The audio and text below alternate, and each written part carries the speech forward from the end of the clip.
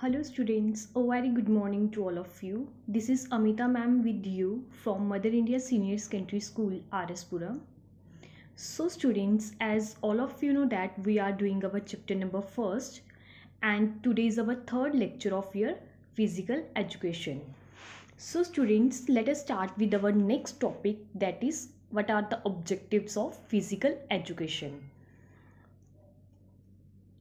Now अगर हम बेटा ऑब्जेक्टिव्स की बात करें, जैसे मैंने आपको लास्ट लेक्चर में बताया था बेसिकली एम्स और ऑब्जेक्टिव्स में क्या डिफरेंस है, तो आज के टॉपिक में हम अब ऑब्जेक्टिव्स के बारे में पढ़ेंगे कि ऑब्जेक्टिव्स कौन से होते हैं और ऑब्जेक्टिव्स किस तरह से हमें हेल्प करते हैं एम को फुलफिल करने में। जैसे मैंने आपको लास्ट लेक्चर में ऑब्जेक्टिव्स की डिफाइन बताई थी, तो वहाँ से हमें क्लियर है कि ऑब्जेक्टिव्स की डेफिनेशन क्या होती है। नाउ अगर हम ऑब्जेक्टिव्स की बात करें तो हमें पता है ऑब्जेक्टिव्स क्या होते हैं, कुछ स्पेसिफिक या फिर डेफिनेट स्टेप्स जो हमें कहाँ तक लेके जाते हैं एम को फुलफिल करने तक। Now your question is what are the aims and objectives of physical education. Physical education के कौन से एम्स हैं और कौन से ऑब्जेक्टिव्स हैं। Now the answer is the aims and objectives of physical education are as under.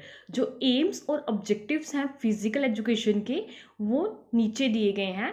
First one is your physical development. सबसे पहला जो ऑब्जेक्टिव है वो क्या डिफाइन करता है कि एक इंडिविजुअल पर्सन में क्या होनी चाहिए, फिजिकल डेवलपमेंट होनी चाहिए। Second one objective definers mental development. ये क्या डिफाइन कर रहा है कि एक इंडिविजुअल पर्सन की जो रीजनिंग पावर होती है या फिर हम ये बोल सकते हैं क्विक एक्शन पावर होती है वो क्या होनी चाहिए, स्ट्रॉन्ग होनी चाहिए, सो दैट कि वो क्या कर सके, एक स्ट्रॉन्ग डिसीजन ले सके।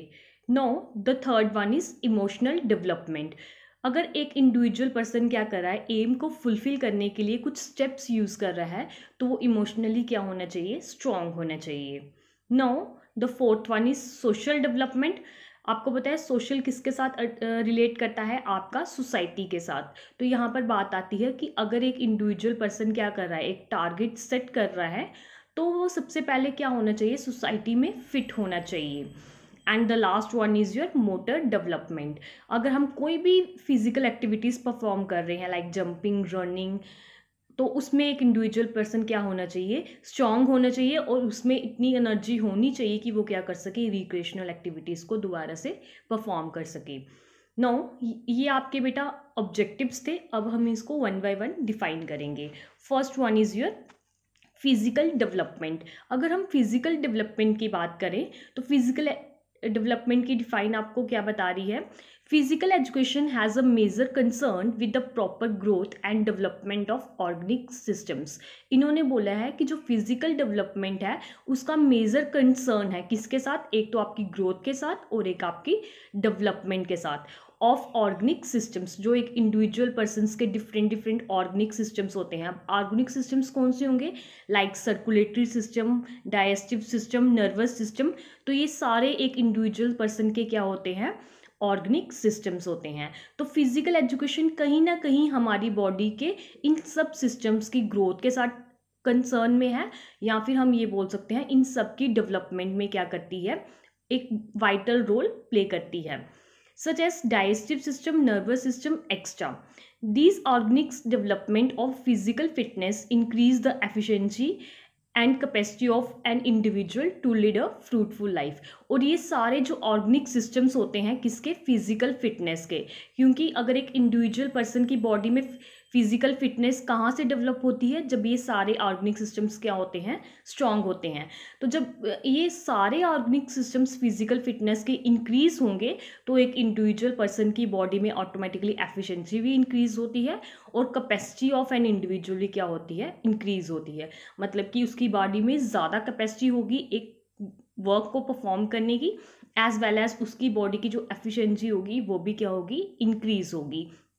और इसी से एक इंडिविजुअल पर्सन क्या करता है, फ्रूटफुल लाइफ को स्पेंड करता है, मतलब कि एक इंजॉयबल लाइफ को स्पेंड करता है। Now the second point is your mental development. अगर हम मेंटल डेवलपमेंट की बात करें तो हमें पता है कहीं ना कहीं किससे रिलेट होगा, आपका साइकोलॉजिकल पार्ट से, that is relate to your brain. This objective is related to the mental development of an individual. ये जो ऑब्जेक्टिव है ये किससे रिलेट करता है, एक इंडिविजुअल पर्सन की मेंटल डेवलपमेंट के साथ। He she would be able to take decision quickly and should have a good memory and reasoning power. और एक इंडिविजुअल पर्सन क्या होना चाहिए, एक तो मतलब कि आप ये बोल सकते हो कि डिसीजन लेने में क्विकली एक्शन परफॉर्म कर सके, और इसी के साथ उसके पास क्या होनी चाहिए, गुड मेमोरी भी होनी चाहिए और रीजनिंग पावर भी होनी चाहिए। क्योंकि जब भी हम कोई साइकोलॉजिकल फीडबैक देते हैं या साइकोलॉजिकल फीडबैक लेते हैं तो उसमें सबसे मेन पॉइंट क्या होता है कि हमारा जो मेंटल लेवल है वो क्या होना चाहिए, स्ट्रांग होना चाहिए। या फिर आप ये बोल सकते हो हम जो भी डिसीजन टेक करते हैं या जो भी डिसीजन लेते हैं वो कैसा होना चाहिए, क्विकली होना चाहिए, और आपकी क्या होनी चाहिए, गुड मेमोरी होनी चाहिए, एज वेल एज आपकी जो सोचने की रीजनिंग पावर है वो भी क्या होनी चाहिए, स्ट्रांग होनी चाहिए। He develop all this qualities. For example, इसी के साथ एक इंडिविजुअल पर्सन में क्या होती हैं, ये सारी क्वालिटीज़ डेवलप होती हैं। अगर हम यहाँ पर एग्जाम्पल की बात करें तो हम देखते हैं जो बैट्समैन होते हैं, जब वो उनकी तरफ बॉल आती है वो क्या करते हैं, क्विकली एक्शन लेते हैं कि इस बॉल पे उन्होंने कौन सी शॉट लगानी है। तो यहाँ पर भी यही बताया है, in cricket batsman use fraction of second to decide what shot to play against a ball. जब एक बैट्समैन क्या कर रहा होता है, प्ले कर रहा होता है, तो उसके पास क्या होता है, फ्रैक्शन ऑफ टाइम होता है कि डिसीजन लेने के लिए कि उसने इस बॉल पे कैसी शॉट लगानी है।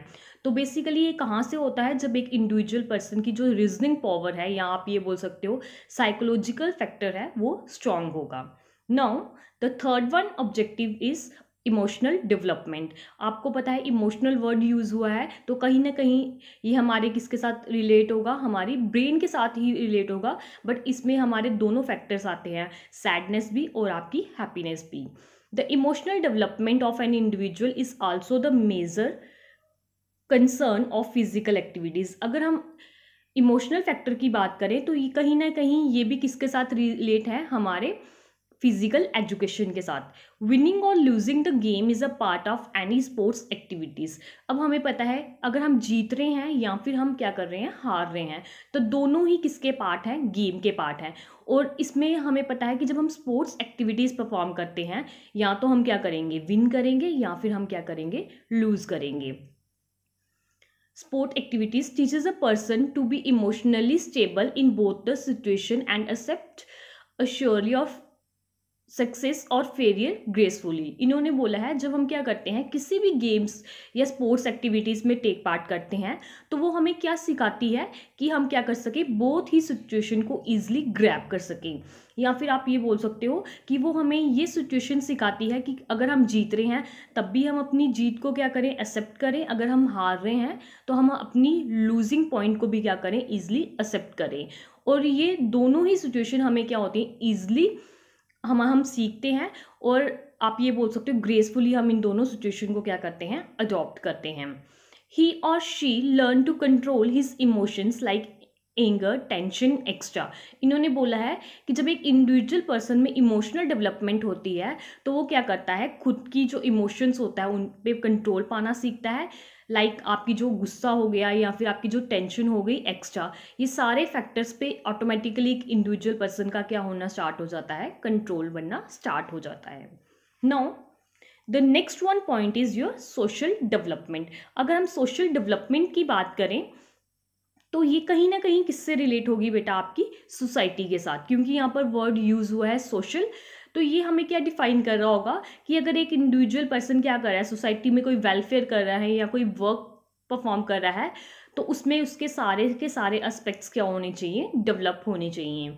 Physical education develops the social aspects of a person. जो फिजिकल एजुकेशन है वो एक इंडिविजुअल पर्सन के कौन से एस्पेक्ट को डेवलप करती है, सोशल एस्पेक्ट को। It develops in him such qualities that make him to be a patient, cooperative, loyal and all other qualities of a sportsmanship.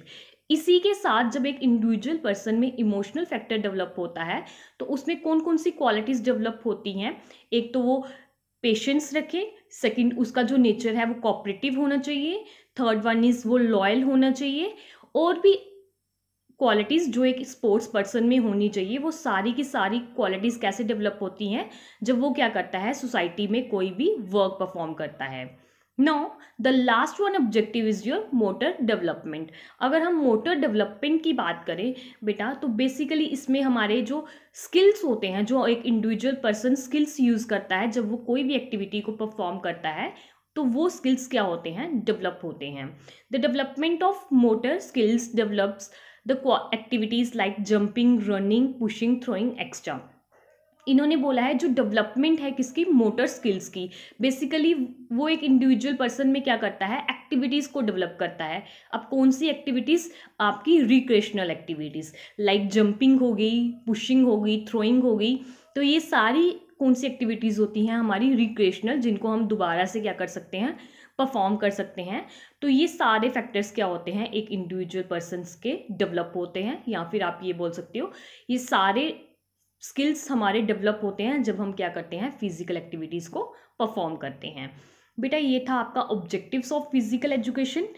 अगर किसी भी स्टूडेंट को इस टॉपिक में कोई भी डाउट है तो वो मेरे से डिस्कस कर सकता है। Thank you, have a nice day.